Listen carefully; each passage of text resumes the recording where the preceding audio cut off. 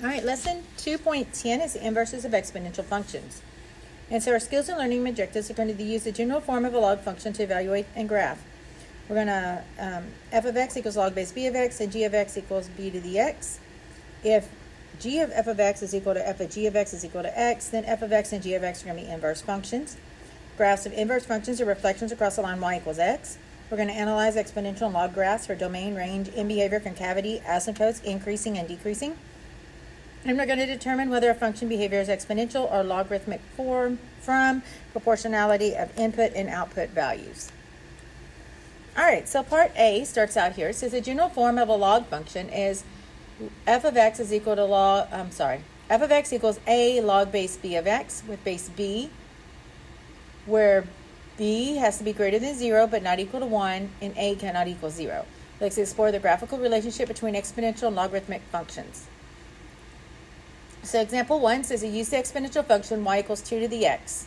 We can see that the inverse relationship by switching the x and y values. If a is greater than 0 and b is greater than 0 but not equal to 1, then y equals log base b of x, if and only if b to the y equals x.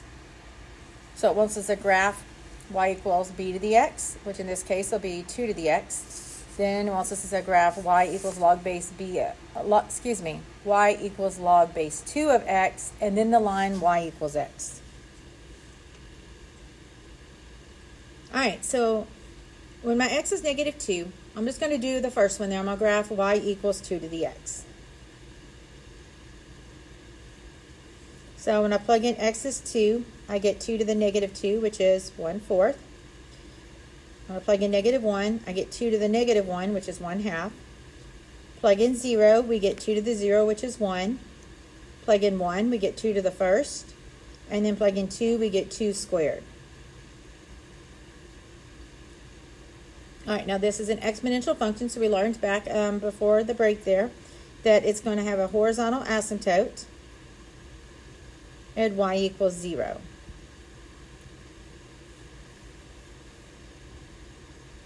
And so let's see, let me put some little marks here.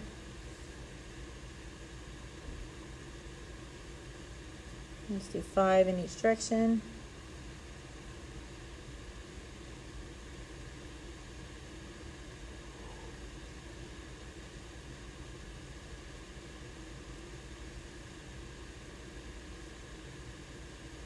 All right, so back on that y equals 2 to the x, I went ahead and I've already drawn in my horizontal asymptote. Negative 2 is at 1/4, negative 1 is 1/2, 0, 1, 1 is at 2, and 2 is at 4.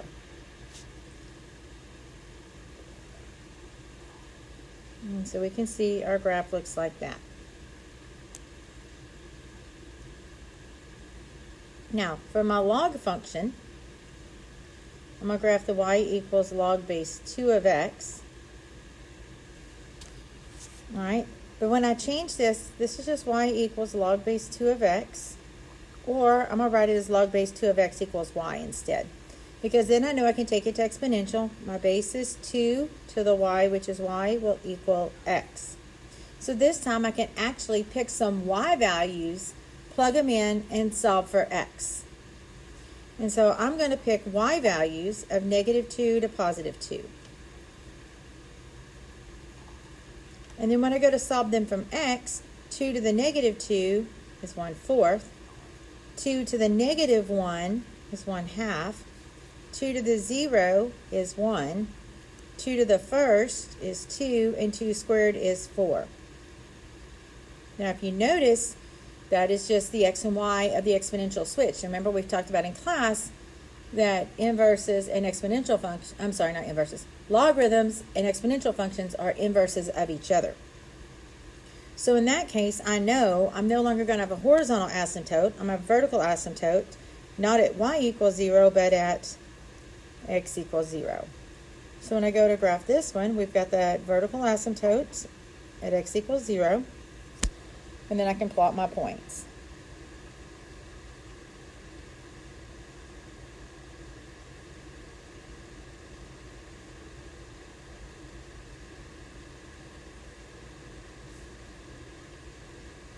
And so there is my log function. And then it told me to graph the line y equals x. Remember, that's the one that has the point 0, 0, 1, 1, 2, 2, 3, 3. So it's that line that just cuts through here. It has negative 1, negative 1, negative 2, negative 2. And so I'm just going to draw in that line. Remember, if they are inverses, they're going to be reflections of each other across that line, and we can see that they are.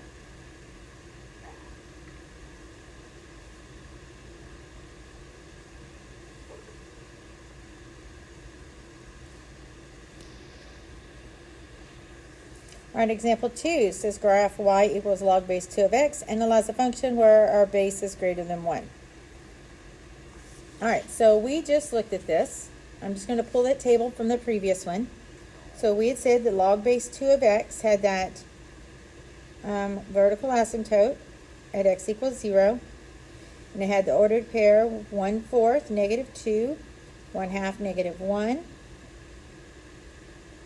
1, 0, 4, 2, and we could keep going. It would have 9, hold on, I skipped 2, 1, 4, 2, and then we'd have like the point 9, 3, and we could have 16, 4 if we kept going, okay?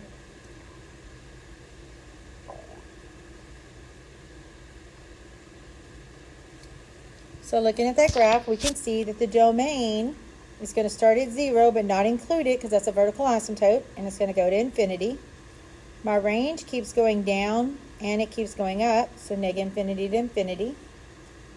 As x goes towards positive infinity, that's over here on the right, we can see that our y's are going to keep going up. They're going to go up to positive infinity.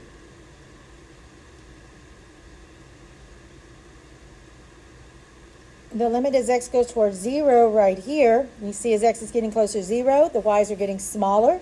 So that means it's going to go down to negative infinity. We have an asymptote. We said it was a vertical asymptote at x equals 0. Intercepts, we can see we have an x-intercept at the ordered pair 1, 0. And then concavity, we can see that this is part of that frowny face, so we know it's concave down. But we can also tell that it's concave down because the rate of change as we go along this graph, let me change colors here. As we go around this graph right here, we can see our slope is really steep, but then it's decreasing, right? So my rate of change is increasing because it's going up. Excuse me. But it's slowing down as it goes up, so it's considered at a decreasing rate. And that's what makes it concave down, is the fact that it's increasing at a decreasing rate.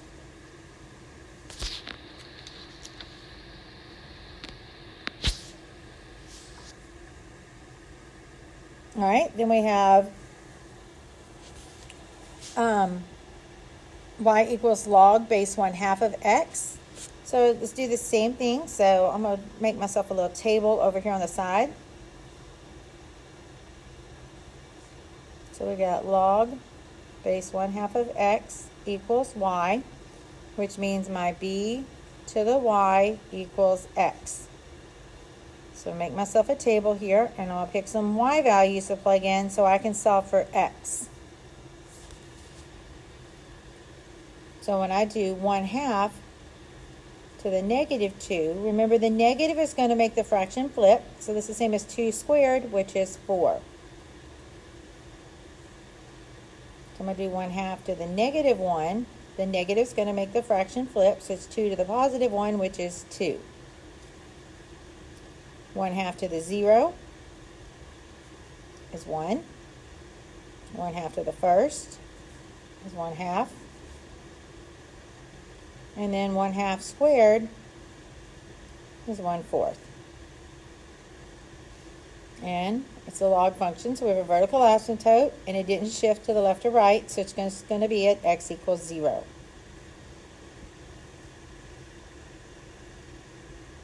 So I'm drawing in my vertical asymptote. going to graph my points.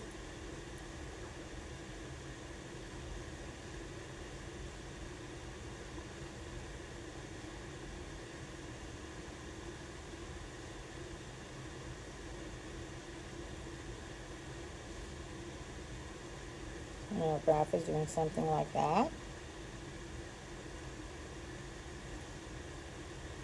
You can see our domain is still 0 to infinity. Range keeps going up, keeps going down, so negative infinity to infinity.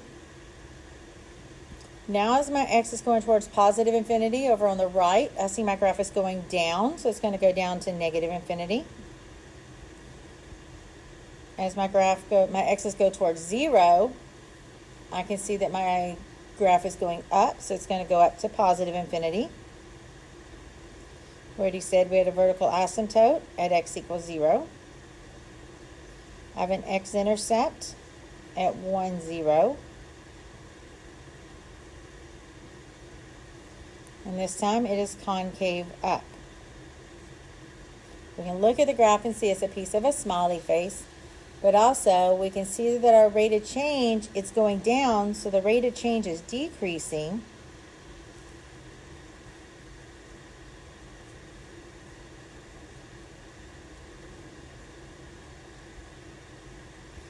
But let's look at it here.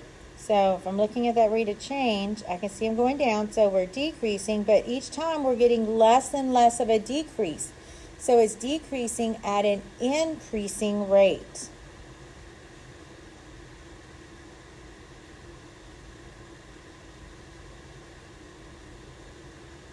And that's what makes it concave up.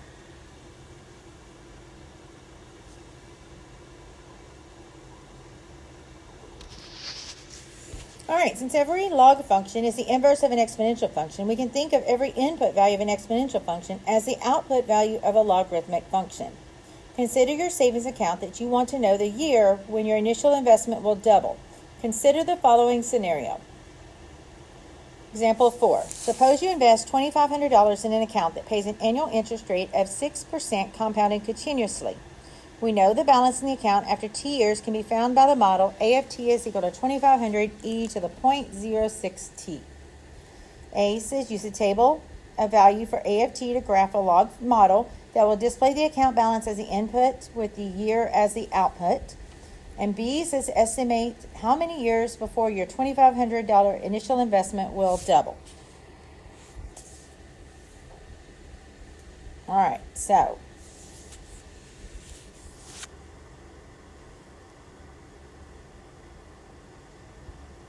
A says, use a table value for A of t to graph a log function that will display the account balance as the input and the year as the output. Well, first I'm just going to use the original one they gave me, okay? So my original function, t is our input, and A of t would be our output or our y value, okay? So let's just pick some years here, and let's see, I'm going to use years 0, 4, 8, 12, and 15.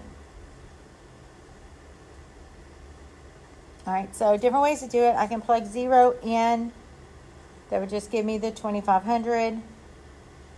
I could put this in y equals, look at my table, my calculator.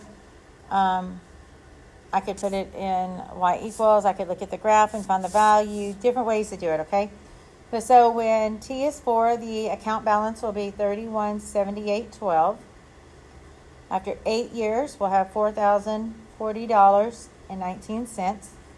12 years, we'll have $5,136.08. And after 15 years, we'll have $6,149.01. Okay, that's the exponential function that they gave us, but they want us to graph the log function. So remember, the log means that it's the inverse. And inverse means we're just going to switch our x and y. So we're going to end up with the ordered pairs 2,500, 0, 3178, 12, 4, 40, 40.19, 8, 5136.08, and 12, and then the 6149.01 and 15. Now, we go to graph this. Let's see. We'll do these by thousands.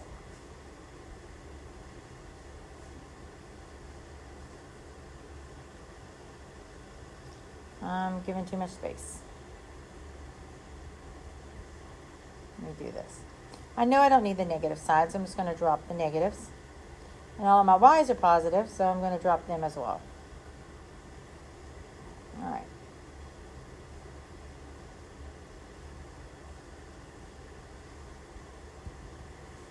So 1,000, 2,000, 3,000, 4,000, 5,000, 6,000, okay? So I'm going to put in thousands.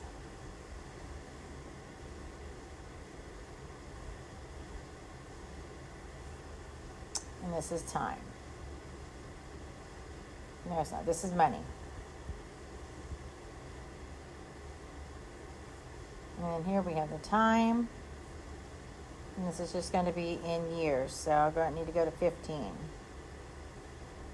2, 4, 6, 8, 10, 12,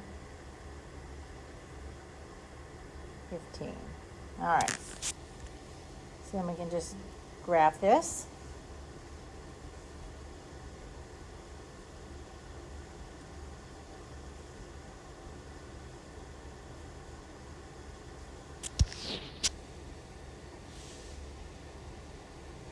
I'm just doing my best to eyeball these.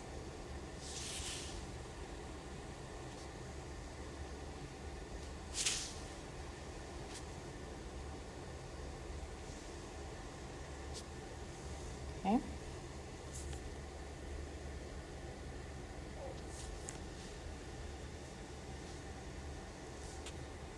All right, and it's really hard of me freehand drawing this. Our notes had the actual graph on it. But B says, estimate how many years before your $2,500 initial investment will double. Well, $2,500 doubled is $5,000. So I'm looking for where the $5,000 is going to be. It's right about there, which is if I come across here, is a little more than 11 years. So what we find is it's going to be approximately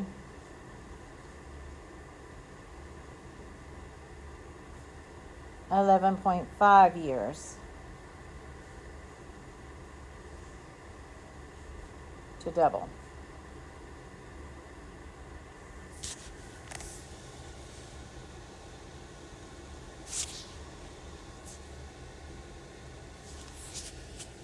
All right, then example 5 says the parent function is f of x equals the natural log of x, and we're going to find the inverse function algebraically for the function.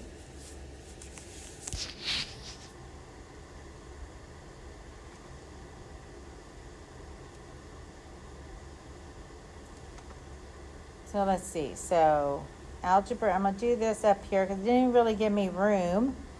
So let's see. Let's find the inverse first. So we know that we're looking for f of x equals the natural log of x, which is the same as y is equal to natural log of x. When we go to find the inverse, remember, switch your x and y.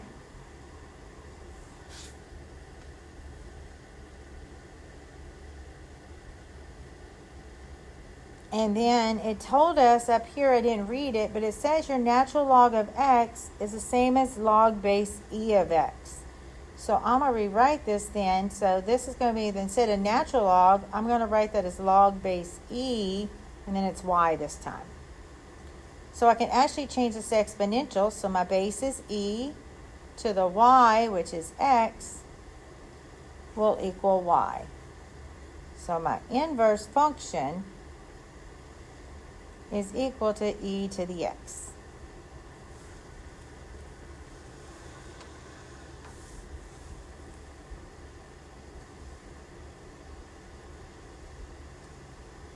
All right, so if we put that in our calculator, e to the x, and we look at it, base e, remember our e is an irrational number, so like pi just keeps going, it's 2 point blah, blah, blah, blah, blah. All right, so if you go and you put y equals e to the x and you look in your table, you're not going to find any nice pretty numbers except for 1. But again, we know that it's exponential, it's increasing.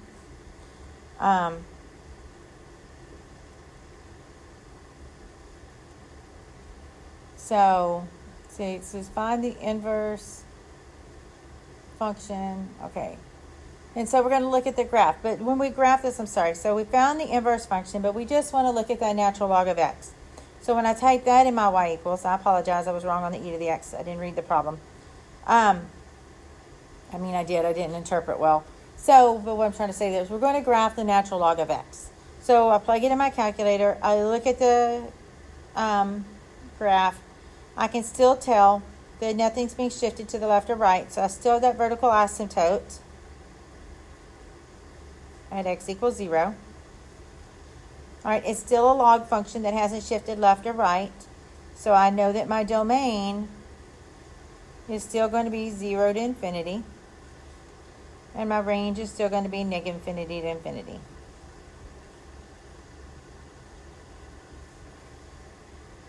All right. So my graph is still going to look something like that.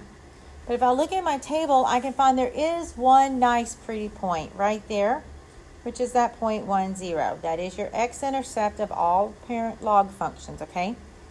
So we do have that x-intercept at 1,0. All the other points are kind of ugly looking. So now let's finish our analysis. So we already talked about the domain and range. We talked about the vertical asymptote. We said as an x-intercept. It has no y-intercept. It has no horizontal asymptote. Our function is continuous, which remember means I can draw it without picking up my pen or pencil. It is increasing, but what about the rate at which it's increasing? It's increasing at a decreasing rate, which means what?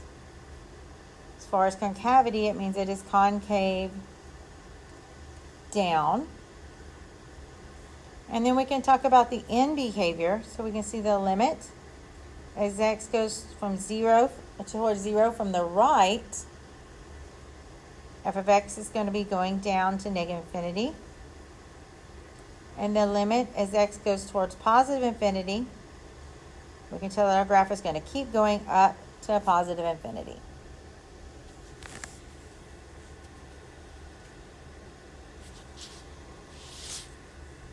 All right, in example 6,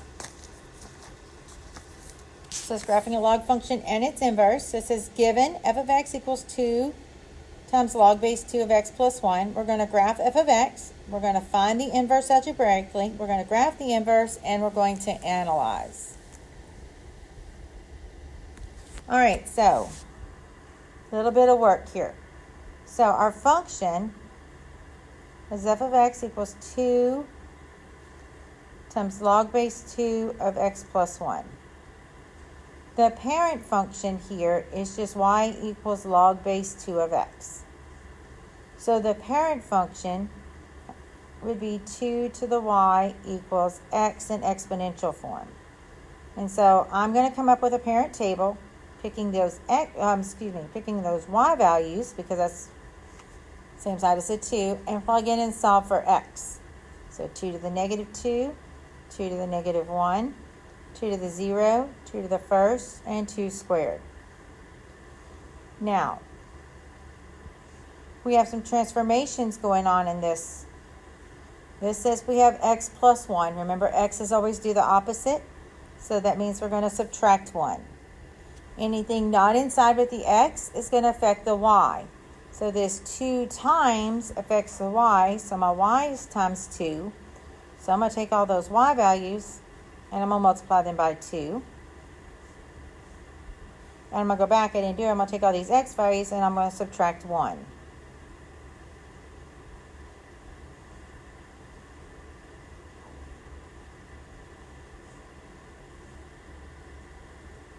Now remember, we had a vertical asymptote at x equals 0, but my x's had 1 subtracted, so now a vertical asymptote at x equals negative 1. All right, so I'm going to graph that first.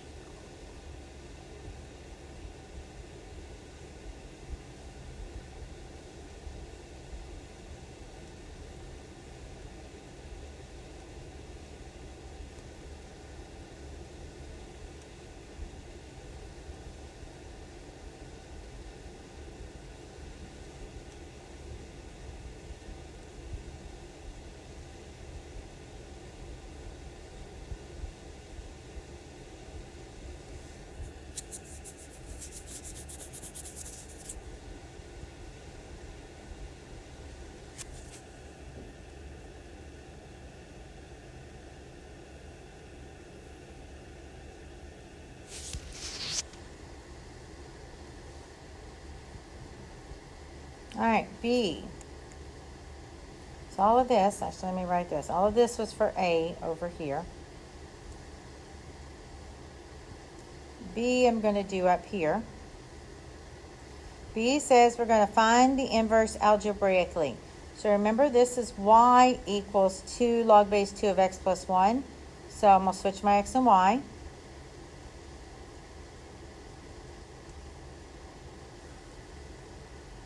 And I'm going to solve for y. Well, y is trapped inside the parentheses by that log. So first thing I need to do is get rid of this 2 in front. So we get x over 2 is equal to log base 2 of y plus 1. And then remember, if we want to get rid of that log, we can change it to exponential. So my b to the y equals the x. And then just solve for the y there. So we get 2 to the x divided by 2 minus 1 equals y. So our inverse of f of x is equal to 2 to the x over 2 minus 1.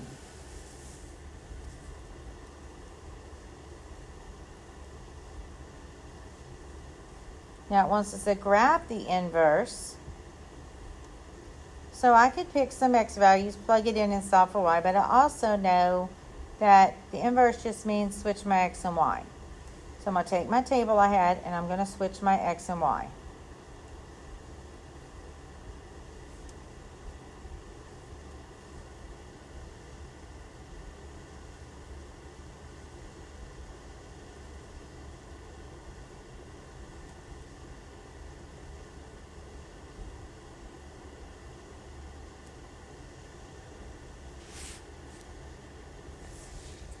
And I can plug in a couple points and check it. If I plug in when x is 0,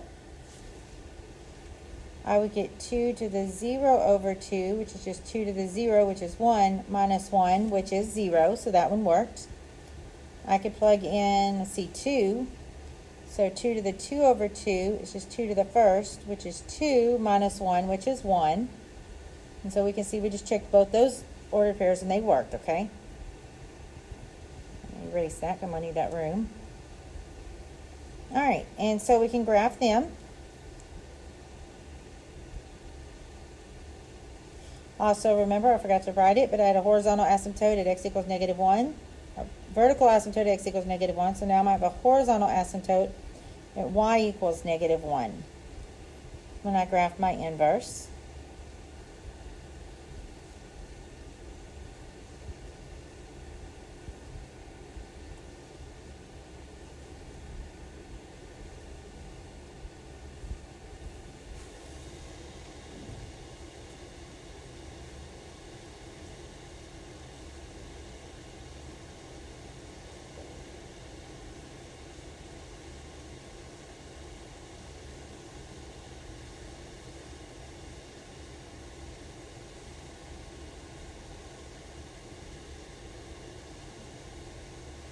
I can double check it by drawing in that line, y equals x.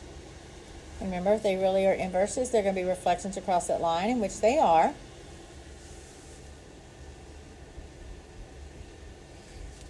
All right, and then it wants us to analyze. So let's look at both of them. So first I'm going to look at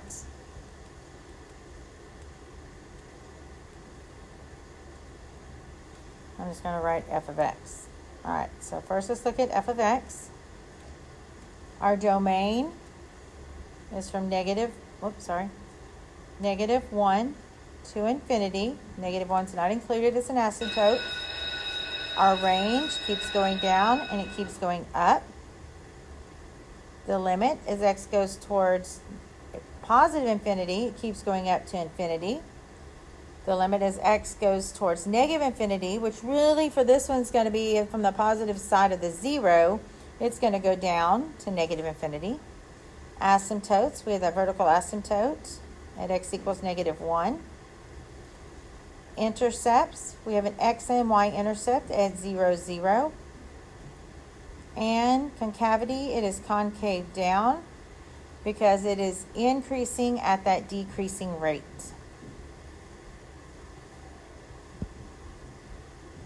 For the inverse of f of x, our domain is negative infinity to infinity, keeps going left, keeps going right. Our range is from negative 1 to infinity. As x goes towards infinity, the y values are going to go up to infinity. As x goes towards negative infinity, the y values are going towards, I don't know why I keep trying to say 0. We're going towards negative 1. We have a horizontal asymptote at y equals negative 1. We have x and y intercepts at 0, 0. And our function is increasing at an increasing rate, so therefore it is concave up.